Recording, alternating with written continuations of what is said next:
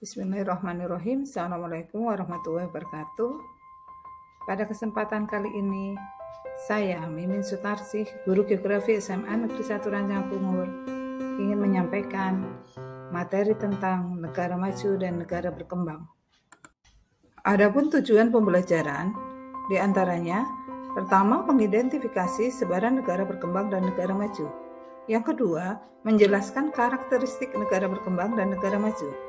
Yang ketiga, menganalisis pola pertumbuhan ekonomi negara berkembang dan negara maju. Pengelompokan antara negara maju dan negara berkembang dapat didasarkan pada ciri seperti lahan pertanian dan lahan industri. Negara berkembang umumnya tersebar pada kawasan Asia Selatan, Asia Tengah, Asia Tenggara, Afrika, dan Amerika Selatan. Beberapa negara yang tergolong sebagai negara berkembang yaitu Indonesia, Kazakhstan, India, Kamerun, serta Brasil. Ciri-ciri negara berkembang. 1. Bekas penjajahan negara lain. 2. Sangat mengandalkan hasil pertanian. Yang ketiga, memiliki masalah tekanan penduduk. Dan yang keempat, sumber daya alam belum dimanfaatkan secara maksimal. Kekurangan modal dalam hal pembangunan. Untuk negara maju, umumnya tersebar pada benua Eropa. Sedangkan di Asia, yang dapat dikategorikan sebagai negara maju hanya Jepang, Korea, dan Singapura. Ciri-ciri negara maju. Yang pertama, tingginya penguasaan ilmu pengetahuan dan teknologi. Yang kedua, perekonomiannya bersandar pada sektor industri dan jasa. Yang ketiga, angka pengangguran rendah. Yang keempat, pendapatan per kapita tergolong cukup tinggi.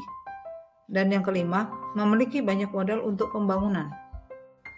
Regionalisasi kawasan dunia berdasarkan pusat pertumbuhan ekonomi. Yang pertama, kriteria geografis. Mengelompokkan negara berdasarkan lokasinya dalam benua, subbenua, kepulauan, dan sebagainya, seperti Eropa dan Asia. Yang kedua, kriteria politik atau militer, yaitu mengelompokkan negara-negara dengan berdasarkan pada keikutsertaannya dalam berbagai aliansi atau berdasarkan pada orientasi ideologis dan orientasi politik, misalnya blok sosialis, blok kapitalis, NATO, dan non-blok. Yang ketiga, yaitu kriteria ekonomi. Mengelompokkan negara-negara berdasarkan pada kriteria terpilih dalam perkembangan pembangunan ekonomi, seperti GNP dan output industri, misalnya negara-negara industri dan negara-negara yang sedang berkembang atau terbelakang. Keempat, kriteria transaksional, yaitu mengelompokkan negara-negara berdasarkan pada jumlah frekuensi mobilitas penduduk, barang, dan jasa, seperti imigran, turis, perdagangan, dan berita.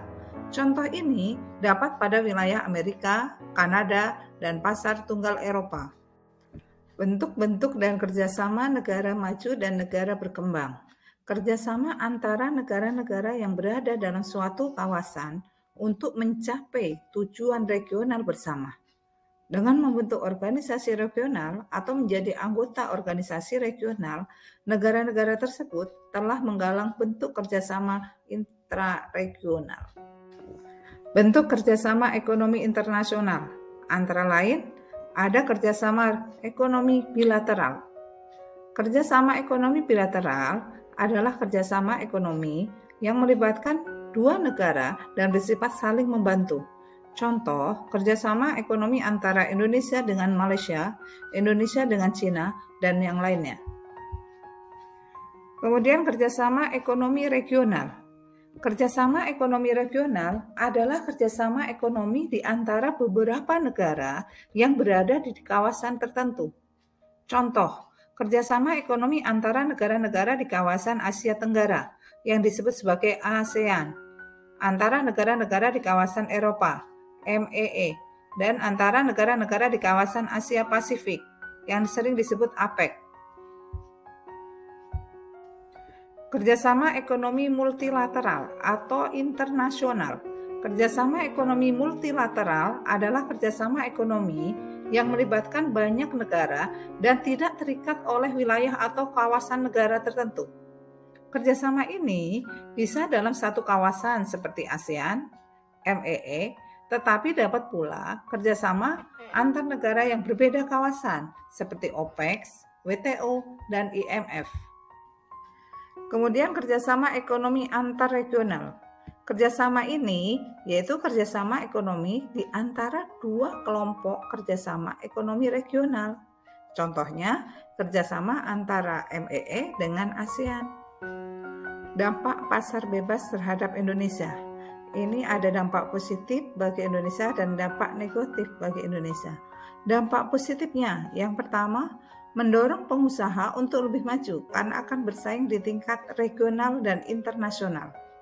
Dampak negatifnya bagi Indonesia yaitu persaingan yang tidak seimbang antara negara maju dan negara berkembang yang dapat menghambat perkembangan ekonomi nasional. Dampak positif berikutnya, memperluas penciptakan kesempatan kerja yang dapat meningkatkan pendapatan dan kesejahteraan masyarakat.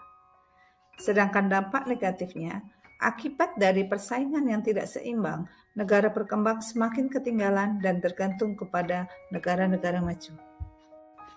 Dampak positif yang lainnya juga dapat meningkatkan kegiatan ekonomi melalui investasi langsung, usaha patungan, dan kredit. Dampak negatifnya yaitu masuknya teknologi canggih yang sebetulnya belum dibutuhkan oleh negara berkembang. Dampak positif bagi Indonesia yang lainnya yaitu dapat meningkatkan devisa negara melalui peningkatan perdagangan internasional. Kemudian dapat membuka peluang baru berupa tersebarnya pasar yang berskala lebih luas. Apa strategi pembangunan Indonesia untuk menjadi negara maju? Strategi pertama yaitu mewujudkan pertumbuhan ekonomi inklusif dan berkelanjutan dengan meningkatkan kualitas sumber daya manusia melalui bidang pendidikan dan kesehatan.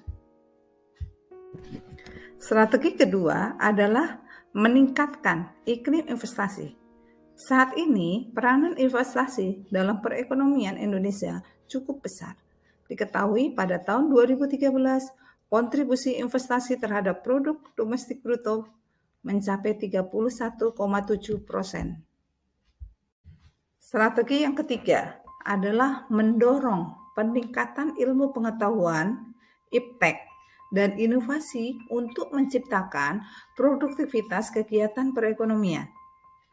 Strategi yang keempat adalah meningkatkan pembangunan industri di mana industrialisasi ke depan harus memanfaatkan sumber daya alam agar nilai tambahnya dapat digunakan untuk kepentingan rakyat. Strategi kelima, membangun institusi yang lebih baik, terutama reformasi birokrasi yang terus disempurnakan. Selain itu, kemitraan strategis antara pemerintah dan masyarakat dalam pembangunan ekonomi perlu dikembangkan. Demikian materi yang saya sampaikan. Semoga bermanfaat. Sekian. Wassalamualaikum warahmatullahi wabarakatuh.